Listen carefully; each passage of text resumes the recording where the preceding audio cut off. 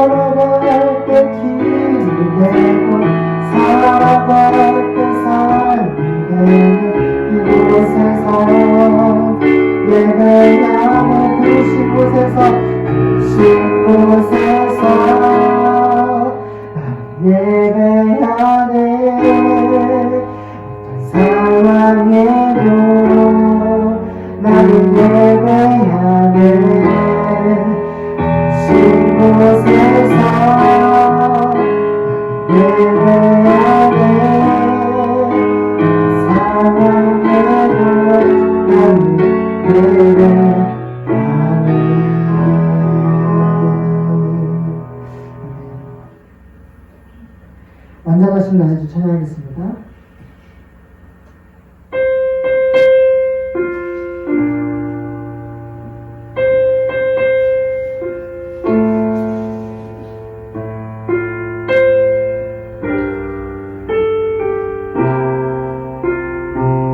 완전하신 나의 주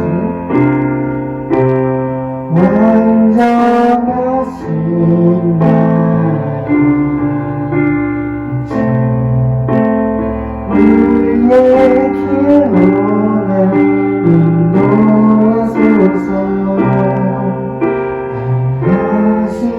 모든 일 주님의 영광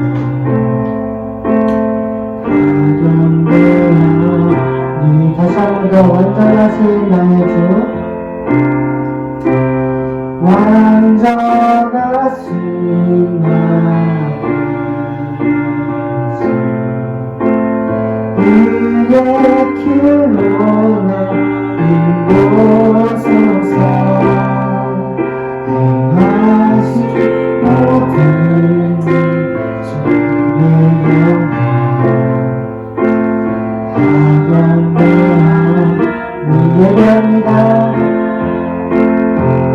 예배합니다. 찬양합니다.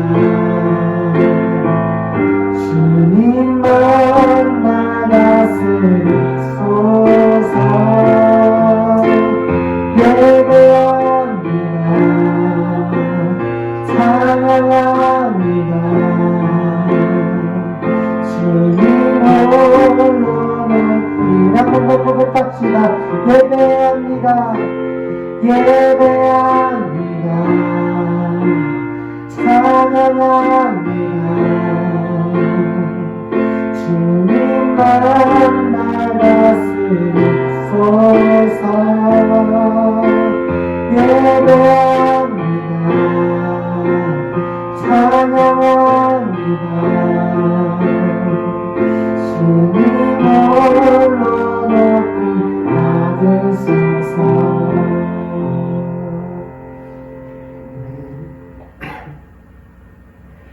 우리 마지막 찬양은 새로운 찬양, 삶의 예배라는 찬양인데요. 가사를 묵상하는 마음으로 함께 찬양했으면 좋겠습니다. 우리 함께 고백할게요.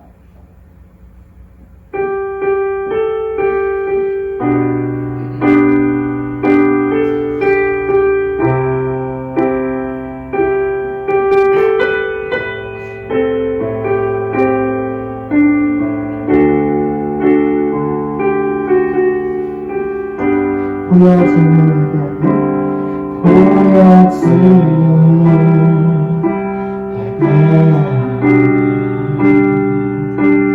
마음으로 노래하니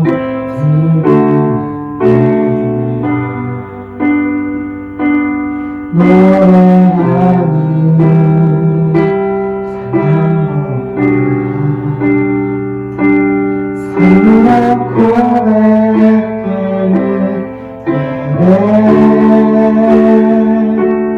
나를 위한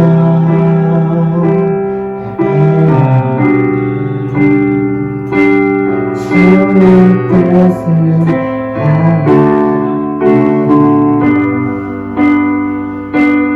하나님과 찬송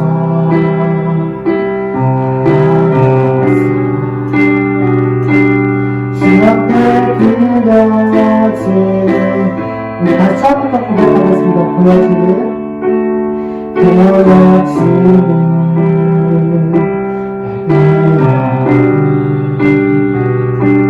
마음으로 노래하니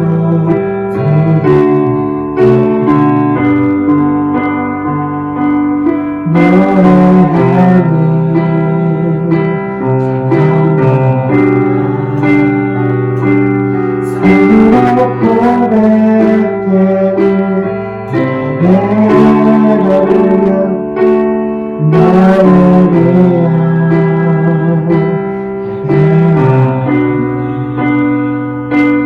주의 뜻을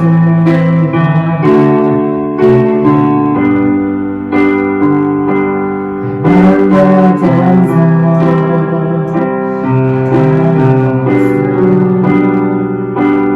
주 앞에 드려지는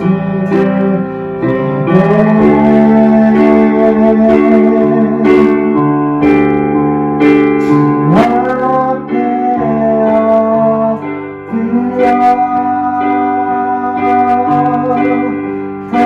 앞에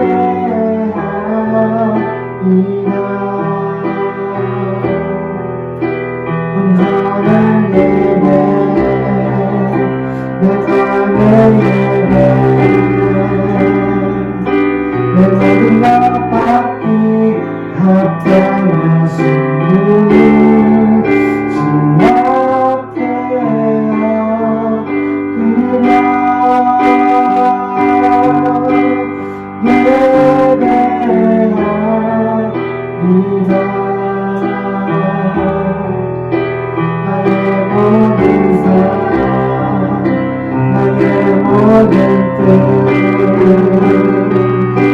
말씀 앞에 순종하는 삶인데 드리기 원하니 한번 더 고백하겠습니다. 주 앞에 엎드려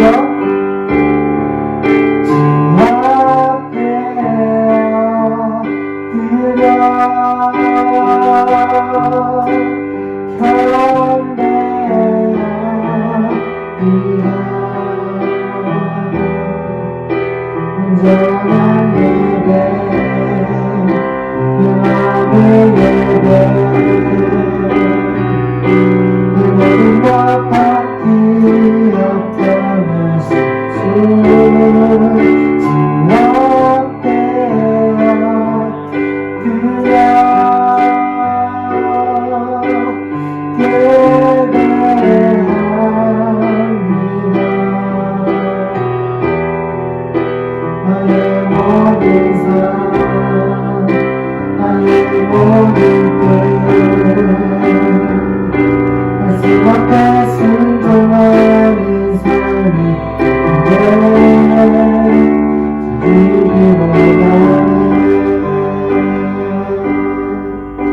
이 시간 본주께 소개해 주시고요.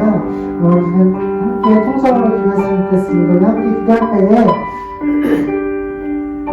비록 우리 청소년부가 정말 현장에서 또 교회에서 예배를 드리지 못하지만 그럼에도 불구하고 영상으로 우리가 예배를 드릴 수 있음에 더욱더 감사하고 또 영상으로 드리지만 영상이라도 더 하나님을 만나시는 그 깊은 그 예배가 될 수 있게 달라고 우리 말씀 잡으시는 우리 김나상 교수님을 위해서 다 같이 통성으로 기도하도록 하겠습니다. 함께 기도하겠습니다. 아버지 하나님 감사합니다. 세상마다 축복하여 주셔서 신령하시다. 청소를 위하여 기도합니다. 아버지 하나님 정말 축복합니다. 정말 기도가 없습니다. 이렇게 너무 영상으로 예배드릴 수 있어요. 감사합니다.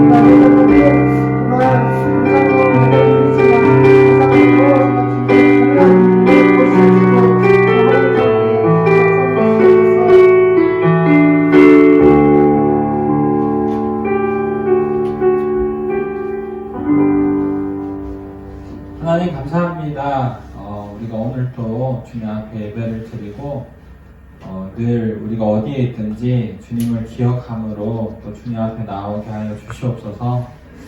늘 주님을 따라 살아가는 우리가 되게 하시고 이 험난한 세상 속에서도 믿음을 가지고 우리가 살고 또 살아낼 수 있는 우리들 되도록 주님 인도하여 주시옵소서. 예수님 이름으로 기도드립니다. 아멘.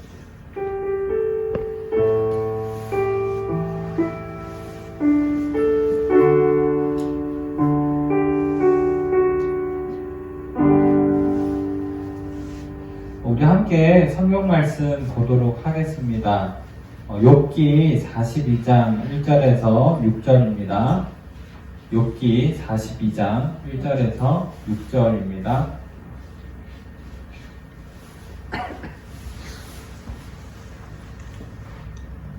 저희들 같이 읽도록 하겠습니다.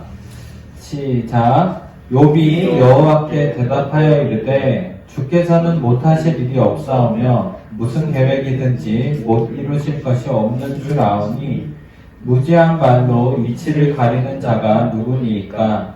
나는 깨닫지도 못한 일을 말하였고 스스로 알 수도 없고 헤아리기도 어려운 일을 말하였나이다. 내가 말하겠사오니 주는 들으시고 내가 주께 묻겠사오니 주여 내게 알게 하옵소서. 내가 주께 대하여 귀로 듣기만 하였사오나 이제는 눈으로 주를 배웠나이다. 그러므로 내가 스스로 거두어 드리고 티끌과 제 가운데서 회개하나이다. 아멘. 하늘의 백성이 이 땅을 살아가는 지혜라는 제목으로 같이 말씀 나누도록 하겠습니다. 계속해서 이제 이 주제에 대해서 이야기를 했었는데요. 우리 같은 서론으로 시작을 하려고 합니다. 미국의 소설가 어니스트 헤밍웨이는 이렇게 얘기를 했습니다. 우리는 인생에서 가장 중요한 교차로들에 신호등이 없다는 사실에 익숙해져야 한다. 거듭 얘기했지만 도로 위의 세상은 명확한 세상입니다. 초록불이면 가면 되고 빨간불이면 멈추면 됩니다. 언제 가야 할지, 언제 서야 할지 매우 분명한 세상입니다. 그렇지만 우리가 사는 세상은 그렇지 않다라고 하는 것이죠. 언제 가야 할지, 또 언제 멈춰야 될지, 어떤 행동을 해야 될지가 명확하지 않은 순간들이 많습니다. 우리의 삶도 그렇고, 그렇기 때문에 우리가 믿음을 가지고 살아갈 때 역시 우리가 믿는 사람이지만 어떻게 살아가야 하는가라는 부분에 있어서도 꽤나 명확하지 않은 순간들이 있습니다. 그래서 믿음을 가지고 어떻게 살아가느냐 하는 것은 우리 모두의 고민인데, 이 고민이 담겨있는 책이 이제 잠언과 전도서, 욥기 이 세 권의 책입니다. 잠언은 하나님을 경외하는 마음으로 우리가 삶의 구체적인 지침을 가지고 살아야 한다. 그리고 잠언이 일관되게 얘기하는 것은 하나님을 경외하는 삶에는 축복이 있고 그렇지 않은 자에게는 보응이 있다라는 이야기를 합니다. 그리고 이제 지난주에 저희가 살펴봤던 전도서는 인생은 연기와 같다. 연기와 같은 것이어서 금방 사라지고 잡을 수도 없고 어떤 모양으로 바뀌는지 알 수 없는, 전혀 예측 불가능한 것이 우리 인생이지만 그럼에도 주어진 일상에 감사하고 하나님을 경외하는 삶을 살아야 한다라는 이야기를 하는 것입니다. 그리고 오늘 마지막 대답은 욥기인데요. 우리 욥기를 이제 살펴보려고 하는데 욥기의 구조에 대해서 먼저 나누도록 하겠습니다. 욥기는 총 1장부터 42장까지 있는데 서론과 본론, 결론 이렇게 나누어져 있습니다.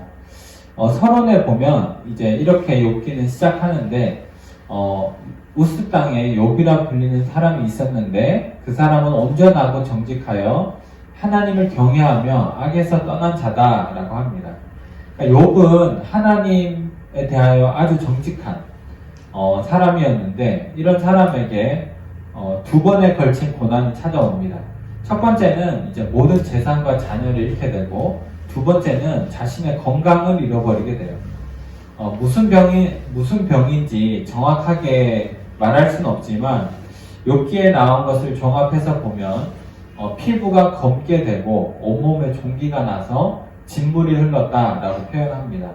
살이 빠지고 악몽을 꾸고 이제 불면증에 시달렸다 이렇게 얘기를 합니다. 그러니까 이제 모든 재산과 자식을 잃고 자신의 건강마저 잃어버렸던 것이 욥이라고 할 수 있는데 그때 욥의 친구들이 이 욥을 위로하러 와요. 그것이 이제 2장 12, 13절인데 저희 같이 한번 읽도록 하겠습니다. 시작. 눈을 들어 멀리 보매 그가 욥인 줄 알기 어렵게 되었으므로 그들이 일제히 소리 질러 울며 각각 자기의 겉옷을 찢고 하늘을 향하여 티끌을 날려 자기 머리에 뿌리고 밤낮 7일 동안 그와 함께 땅에 앉았으나 욥의 고통이 심함을 보므로 그에게 한마디도 말하는 자가 없었더라고 합니다. 욥의 친구들이 멀리서 욥을 보자마자 눈물을 흘리고 겉옷을 찢었습니다. 그리고 밤낮 7일 동안 아무런 말도 없이 욥의 곁을 지키게 됩니다. 여기에서 문제는 욥이 당한 고난에 있어서 그 이유를 아는 사람이 아무도 없다는 것입니다. 욥 자신도 모르고 욥의 친구들도 모릅니다. 그래서 욥의 고통에 대해서 욥과 친구들이 이야기를 나누는데 그것이 이제 욥기의 본론에 해당하는 부분입니다. 네, 욥기의 본론인데요. 이때는 이제 욥과 친구들의 대화가 나오는데 4장부터 14장까지는 첫 번째 대화, 이 한 사이클이 돌고 15장부터 21장은 또 두 번째 대화, 그리고 22부터 26장은 또 세 번째 대화. 이렇게 세 번에 걸쳐서 사이클이 돌아갑니다. 근데 갈수록 이제 짧아지는데 그 이유는 이 문제를 가지고 서로가 얘기하는 것을 지쳤다. 라고 하는 것을 이제 보여줍니다. 그리고 이제 결론 부분에서 하나님께서 이제 두 가지 대답을 욥에게 하시는 부분이 나옵니다. 여기까지가 욥의 구조고요. 이제 욥기가 우리에게 알려주는 삶의 지혜를 세 가지로 나누어 보고자 합니다. 첫 번째는 고통받는 자에게는 옳은 말이 아무런 도움도 되지 않는다라고 하는 것이죠. 욥기 6장 25, 26절을 같이 한번 읽도록 하겠습니다. 시작. 옳은 말이 어찌 그리 고통스러운고 너희의 책망은 무엇을 책망함이냐. 너희가 남의 말을 꾸짖을 생각을 하나 실망한 자의 말은 바람에 날아가느니라. 욥의 친구들이 욥에게 무슨 얘기를 했냐면 하나님은 공의로우시다. 그러니까 이 세상에 일어나는 일은 그냥 일어나는 것이 아니라 하나님께서 모든 것을 주관하시고 있다라는 이야기를 합니다. 그러니까 이유 없이 하나님이 고난을 허락하시지 않았다.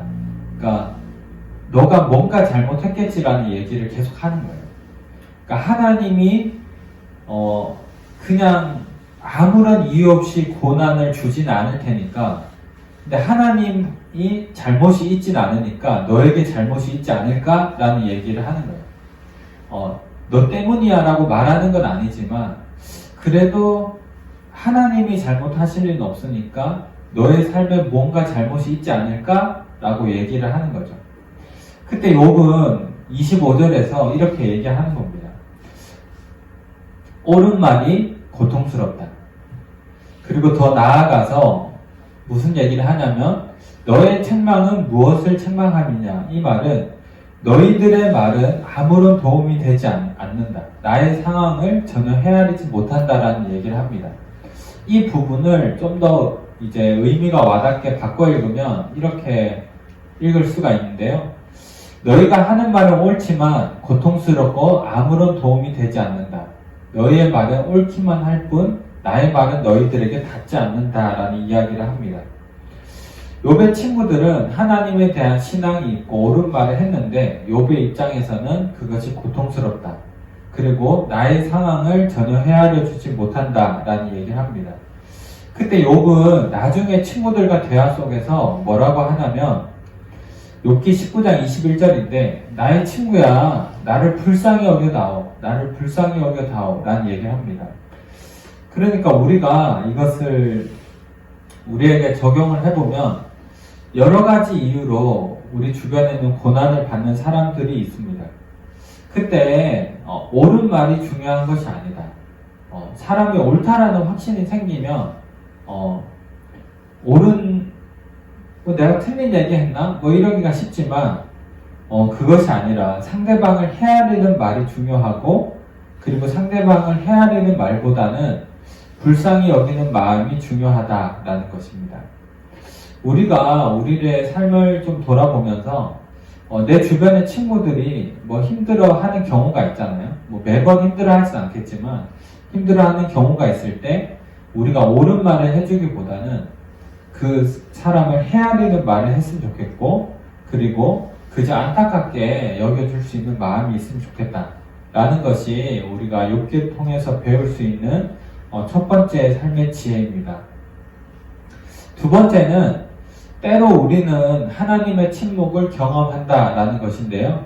우리 욥기 23장 8절과 9절을 한번 읽도록 하겠습니다. 시작. 그런데 내가 앞으로 가도 그가 아니 계시고 뒤로 가도 보이지 아니하며 그가 왼쪽에서 일하시나 내가 만날 수 없고 그가 오른쪽으로 돌이키시나 배울 수 없구나. 욥은 어느 쪽으로 가도 하나님이 보이지 않는다라는 이야기를 합니다. 그러니까 한마디로 내 삶은 하나님의 침묵 속에 있다라는 것이죠. 그리고 나서 이렇게 얘기를 하는데 우리가 잘 아는 유명한 구절인데 내가 가는 길을 그가 아시는데 나를 단련하신 후에는 내가 순금같이 나아갈 것입니다 라고 얘기를 하는 거예요. 이 말이 무슨 말이냐면 비록 내가 하나님의 침묵 속에 있지만 끔찍하고 이해할 수 없는 고난 가운데 있지만 하나님께서는 내가 하나님의 말씀을 잘 지켰고 지킬 것을 아시기 때문에 나에게서 죄를 찾고자 하신다면 단련하신다면 내가 불순물이 없다는 것 나에게 죄가 있어서 고통당하는 게 아닌 거라는 것이 증명될 것이다 라는 이야기입니다. 보통 여기까지 보고 은혜를 많이 받는데 그 뒷절에 보면 욥이 이런 얘기를 해요. 13, 15절을 제가 읽지는 않고 뉘앙스를 살려서 번역을 하자면, 하나님이 나에게서 죄를 찾고자 시험하신다면 죄가 없다는 것을 알게 될 것입니다. 욥이 진짜 하고 싶은 말은, 그러나 하나님이 나를 이해할 수 없는 고난에 두기로 작정하셨고 그것을 되돌리지 않기로 결정하셨다는 거예요. 그래서 내가 하나님은 이것을 이루시고 되돌리지 않으실 것이기 때문에 나는 두렵다라는 얘기를 합니다. 그러니까 욥은 어떤 얘기를 계속 하냐면, 나는 하나님께 잘못이 없다라고 하는 걸 보여드릴 수 있는데, 근데 하나님은 보이지 않아서 그것을 말씀드릴 수 없고, 그리고 어쩌면 하나님께서 내가 나의 의로움과는 상관없이 나를 이 고난 속에 두시기로 허용하셨기 때문에 그것을 되돌릴 수 없다. 그래서 나는 두렵다라는 얘기를 반복해서 얘기합니다. 이러한 욥기의 내용이 우리에게 알려주는 것은 무엇이냐면, 단순히 하나님의 침묵이 존재한다는 게 아니라 하나님의 침묵 속에 있으면 우리가 하나님에 대한 생각을 왜곡하기가 쉽다라는 것을 보여줍니다. 이유는 알 수 없지만 우리가 살아가면서 많은 하나님의 침묵을 경험합니다. 그리고 그런 순간에는 하나님에 대한 왜곡된 생각을 쏟아내기 마련이죠. 어떤 사람들은 하나님의 침묵 속에서 하나님은 나를 버렸다 라고 생각하기도 하고, 내가 저지른 잘못이 너무 크기 때문에 하나님께 용서받을 수 없다 라고 생각하며 평생을 사는 사람도 있습니다. 그리고 이런 생각도 할 수 있는데, 하나님은 어차피 기도를 들으시지 않기 때문에 기도는 자기 체면에 불과한 것이다 라고 생각할 수도 있고, 하나님의 은혜가 압도적으로 사람을 변화시키는 것이라면 왜 사람들의 이기심은 그렇게 바뀌지 않는 것인가? 사람들의 이기심이 바뀌지 않는 것으로 봐서는 하나님의 은혜가 압도적인 게 아닐 수도 있다 라고 생각할 수도 있고, 또 마음에 하나님께서는 개인에게 위로를 주실지 모르겠지만 삶의 현장에서는 일하시지 않는다 라고 생각할 수도 있겠죠. 극단적으로 생각하는 사람들은 하나님은 없다 라고 생각하지 않겠습니까? 하나님은 침묵하시는 게 아니라 없다 라고 말하는 사람도 있습니다. 프랑스의 철학자 자크 엘롤이라는 사람은 이런 하나님에 대한 왜곡된 생각이 가득하던 때를 이렇게 떠올립니다. 교회의 모든 모임이 시작될 때 사람들은 기도로 시작한다. 아주 빈번히 사람들은 성령에게 간절히 구한다. 수년간 나는 그것을 믿었고 열심히 기도했다. 하찮은 결정, 빈약한 심리 상태, 가장된 인내심, 합리화, 경직 상태, 그 모든 것은 성령이 거기에 없다는 확실한 증거이다. 너무나도 남발하는 숨막히게 하는 성령에 대한 강구가 지금 나에게는 단지 하나님을 모독하는 말로 들린다 라고 얘기를 했습니다. 우리는 하나님의 임재와 침묵 사이를 살아갑니다. 믿는다고 해서 하나님이 모든 순간에 분명하지 않다라는 것을 우리가 알고 가야지, 하나님은 모든 순간에 아주 명확하시고 모든 은혜를 압도적으로 부어주신다라고 믿고 가면 침묵 속에서 우리는 어떻게 살아가야 합니까? 그리고 실제로 성경은 침묵을 얘기를 합니다.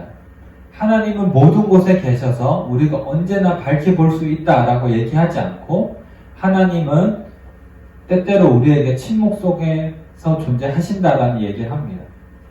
그래서 우리가 정직하게 그 사실을 받아들이면 우리는 하나님의 임재와 침묵 사이를 살아가는데 그 속에서 기뻐하기도 하고 절망을 하기도 하죠. 근데 분명한 것은 우리가 침묵을 경험하고 침묵을 경험하게 되면 비관적이 되거나 하나님에 대한 생각을 왜곡하기가 굉장히 쉽다라는 것입니다. 그러면 우리는 어떻게 해야 될까? 실제로 하나님의 침묵이 있다면 그때 우리는 어떻게 해야 할까? 이것이 이제 마지막 욥이 주는 세 번째 지혜인데요. 그것이 무엇이냐면 하나님은 우리의 생각과 경험을 훨씬 뛰어넘으신다 라는 사실을 받아들이는 겁니다. 하나님이 나타나서 욥에게 여러 가지 질문을 하세요. 나중에 욥기를 읽어보면 알겠지만 수많은 질문을 던지고 나서 욥이 깨닫는 것이 무엇이냐면 욥이 하나님께 이렇게 말을 하는데 우리 같이 한번 읽도록 하겠습니다. 욥기 42장 3절에서 6절인데요. 같이 한번 읽겠습니다. 시작. 무지한 말로 이치를 가리는 자가 누구니이까? 나는 깨닫지도 못한 일을 말하였고 스스로 알 수도 없고 헤아리기도 어려운 일을 말하였나이다. 내가 말하겠사오니 주는 들으시고 내가 주께 묻겠사오니 주여 내게 알게 하옵소서. 내가 주께 대하여 귀로 듣기만 하였사오나 이제는 눈으로 주를 배움나이다. 그러므로 내가 스스로 거두어드리고 티끌과 제 가운데서 회개하나이다 라고 얘기합니다.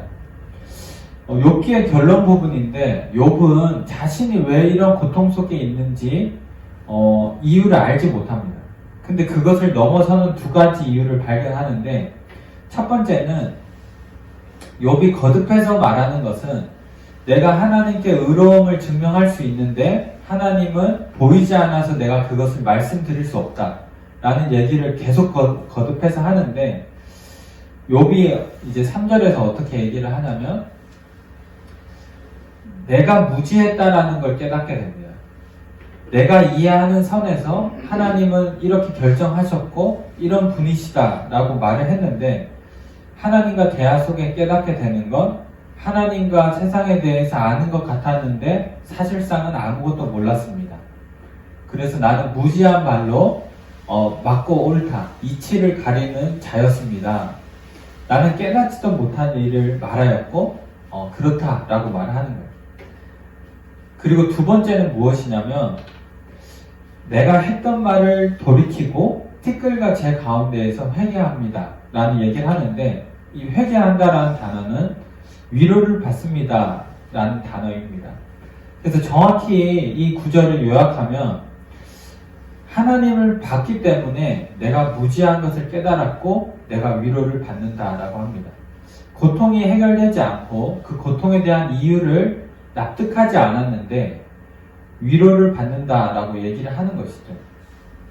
중요한 것은 무엇이냐면 하나님을 보고 그리고 하나님이 나의 생각보다 훨씬 넘는다라고 하는 것을 받아들이는 것. 그 속에서 위로를 받는다라는 것입니다. 우리는 예수 그리스도의 십자가를 믿습니다.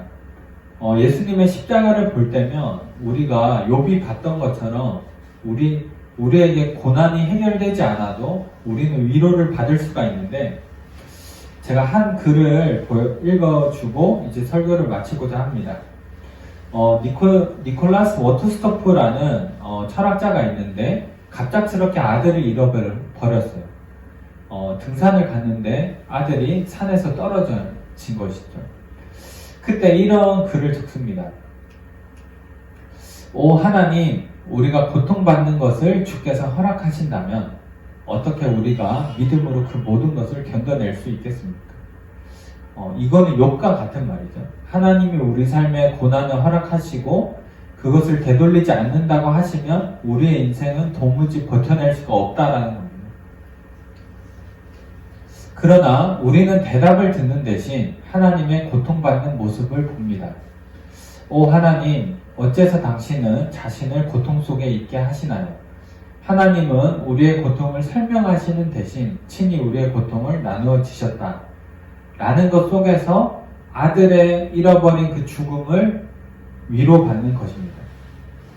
우리의 삶을 살다 보면 실제로 알 수 없는 고난이 있고 갑자기 어떤 사건 사고들이 많죠. 그때 우리는 하나님을 원망하기도 하고 믿지 않는 사람들은 재수가 없다라고 생각하기도 하고 근데 그 속에서 한번 생각을 해보십시오. 하나님의 침묵이 있어서 내 삶에 이해할 수 없는 고난이 있어서 신앙을 버렸습니다. 아 하나님은 없구나. 근데 그렇다고 고통의 문제가 해결됩니까? 전혀 해결이 되지가 않습니다. 신앙 안에서 해결이 되지 않는 것 같아서 신앙을 떠나게 됐다고 해서 해결되는 게 아닙니다. 신앙이 없는 사람들에게 고통은 정말 그냥 재수가 없어서 아무런 이유 없이 걸린 것 아닙니까? 우리는 적어도 뭔가 하나님의 뜻은 있겠지라고 생각할 수 있는데 그 사람들은 도무지 그런 생각 자체도 할 수 없어요. 근데 성경은 심지어 뭐라고 얘기하냐면 하나님은 우리의 고통을 그저 지켜보시는 분이 아니라 우리와 함께 고통받으신 분이다 라고 얘기를 하는 겁니다. 침묵하시는 하나님이 우리의 삶에 가득한 것이 아니라 사실상 보게 되면 우리와 함께 고통받는 하나님이 계시다라는 것이죠. 욥이 하나님을 봄으로써 자신의 고통 속에서 위로를 받은 것처럼 우리가 십자가를 볼 수 있으면 우리는 위로를 받을 수 있을 것입니다. 우리가 보지 못해서 그럴 뿐이지 정말로 우리가 하나님의 십자가를 우리 삶에서 보게 된다면 우리는 위로받게 되고 고난이 설명되지 않는다 하더라도 우리는 더 이상 그것 때문에 힘들어하지 않을 수 있게 될 것입니다. 그것이 제가 신앙에서 가지는 위로이기도 하고 우리가 어떻게 살아가야 하느냐에 대한 삶의 태도이기도 합니다. 이제 욥기를 결론을 맺도록 하겠습니다. 잠언과 전도서 욥기는 하나님을 믿는 백성들이 이 땅을 얼마나 이 땅을 살아가는 데 있어서 얼마나 고민하고 이제 치열하게 살았는지에 대한 책이라고 할 수 있습니다. 중요한 것은 우리가 그저 잘 사는 것이 아니라 믿는 사람으로서 살아가야 하는데 도무지 어떻게 살아가야 하느냐라는 우리 모두의 고민이 있는데 그것을 같이 치열하게 고민했던 사람들이 잠언, 전도서, 욥기라고 할 수 있습니다. 그래서 우리가 우리의 삶에서 정말로 믿는 사람으로서 어떻게 살고자 한다라는 진지한 고민이 있다면 정말 잠언과 욥기, 전도서를 같이 한번 읽기를 추천합니다. 그렇지 않으면 우리가 치열하게 고민하지 않으면 그냥 우리가 믿지 않는 사람들과 다를 바 없이 살아가게 되는 것이죠. 그리고 그렇게 살아가게 되면 우리의 정체성을 잃어버리게 됩니다. 말로는 믿는 사람인 것 같은데 우리의 삶의 행동이 같이 오지 않으면 그러니까 우리가 운동선수인데 운동을 전혀 하지 않고 마음으로만 운동선수라는 자각이 있다고 해서 운동선수가 되는 게 아닙니다. 내 몸이 망가져 있으면 운동선수라는 정체성도 같이 잃어버리게 되는 것처럼 우리가 믿는 사람으로서 어떻게 살아가야 되는 고민이 없다면 그리고 그렇게 살아가는 삶의 부분들이 없다면 우리의 입술로 믿음을 고백하는 그 모든 것에도 불구하고 우리는 정체성을 잃어버리게 됩니다.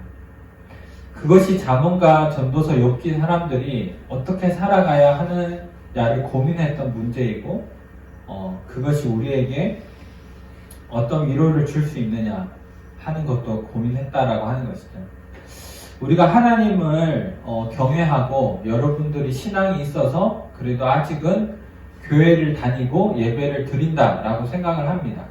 그렇지만 우리가 거기서 더 나아가서 어떻게 믿는 사람으로서 살아갈까라는 부분을 우리가 같이 또 고민했으면 좋겠고 이 부분에서 하나님께 지혜를 구하고 하나님을 붙잡고 살아가는 우리가 되기를 바라겠습니다. 함께 기도하도록 하겠습니다. 하나님 감사합니다. 우리가 각자 있는 자리 속에서 우리가 비록 지금은 떨어져 있지만 예배의 자리 가운데 나와서 우리가 주님 앞에 예배를 드립니다. 하나님 이 시간이 정말 귀한 시간임을 저희가 알고 하나님께 은혜를 구하는 시간인 줄로 믿습니다. 우리에게 지혜를 주시고 그러하여서 우리가 믿는 사람으로서 고민하며 또 그렇게 살아갈 수 있도록 주님 인도하여 주시고 많은 것들이 여전히 우리 삶에 혼란스럽지만 그럼에도 우리의 삶의 모든 문제보다 더 크신 하나님을 바라보면서 살아갈 수 있도록 주님 인도하여 주시옵소서. 예수님 이름으로 기도드립니다. 아멘. 다같이 주기도문 하도록 하겠습니다. 하늘에 계신 우리 아버지여 이름이 거룩히 여김을 받으시오며 나라에 임하옵시며 뜻이 하늘에서 이룬 것 같이 땅에서도 이루어지이다.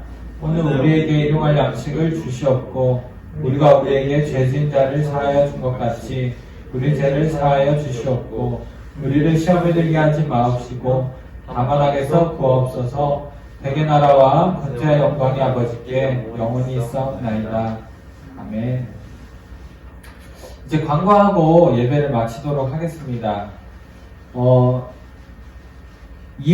첫 주부터 줌으로 우리가 예배를 드리게 됩니다. 그래서 아마 다 할 줄 알 거라고 생각이 드는데 할 줄 모른다라고 하면 이제 저나 각반 선생님한테 연락해가지고 꼭 같이 할 수 있으면 좋겠고, 그리고 이제 우리가 2월에 반을 편성해서 3월부터 새로운 반으로 시작합니다. 그래서 그 전까지는 우리 각반 선생님은 이제 작년에 반 선생님이니까 이 점을 잘 생각했으면 좋겠고, 우리 또 다음 주에 또 함께 예배를 드렸으면 좋겠습니다. 오늘 예배를 마치도록 하겠습니다.